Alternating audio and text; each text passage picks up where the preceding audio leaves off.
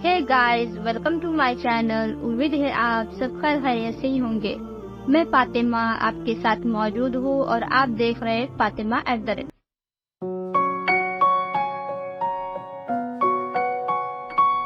आज हम सुलेमान अलैहिस्सलाम का वाकया जानेंगे। किस तरह आपने कई मील दूरी से चूंटी का कलाम सुना और आपने ऐसा क्या कलाम सुना जो आप सुनकर मुस्कुरा दिए। آج ہم یہ واقعہ جانیں گے۔ یہ واقعہ قرآن مجید میں بھی موجود ہے۔ ناظرین، آپ چینل پر نئے ہو تو آپ چینل کو ضرور سبسکرائب کیجئے، بیل آئیکن پر کلک کیجئے تاکہ ہماری آنے والی ویڈیو آپ تک جلد سے جلد پہنچ سکے۔ ویڈیو کو لائک، شیئر اور کمنٹ کرنا بھی نہ بھولیے گا۔ انشاءاللہ اس بنائے ہوئے ویڈیو سے آپ کے علم میں اضافہ ہی ہوگا۔ آئیے جانتے ہیں واقعہ۔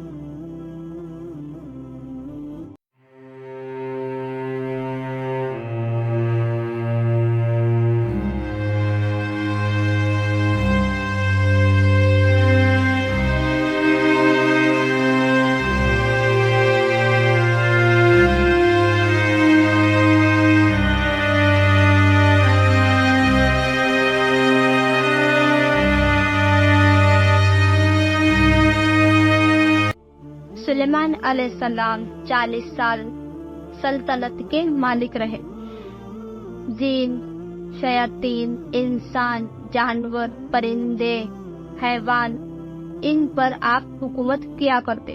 ایک دن سلیمان علیہ السلام کا اپنے لشکر کے ساتھ ایسی وادی سے گزر ہوا جہاں چونٹیاں بکثرت تھی۔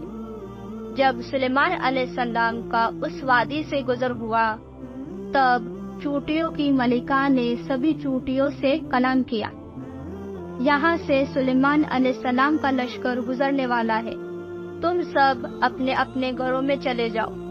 بے خبری میں سلیمان علیہ السلام کا لشکر تمہیں کچل نہ دے۔